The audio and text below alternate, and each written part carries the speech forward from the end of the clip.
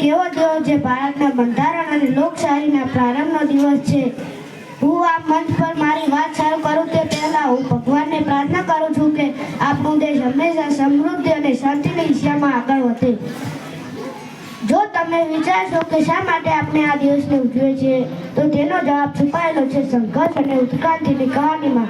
ભારતે 15 ઓગસ્ટ 1947ના રોજ આઝાદી મેળવી હતી. એ પછી પણ આપણું દેશ સંપૂર્ણ લોકશાહીમાં નહીં ગણાય જ્યાં સુધી આપણું પોતાનું બંધારણ અમલમાં નહીં આવે.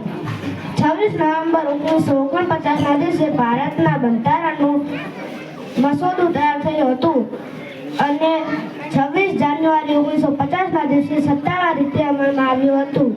આ દિવસને વિશેષ પસંદ કરવા પાછળ એક ઐતિહાસિક કારણ હતું. 26 જાન્યુઆરી 1930ના દિવસે લાહોરમાં સૌ પ્રથમ વખતે સંપૂર્ણ સ્વતંત્રતા માટેની પ્રતિજ્ઞા લેવામાં આવી હતી.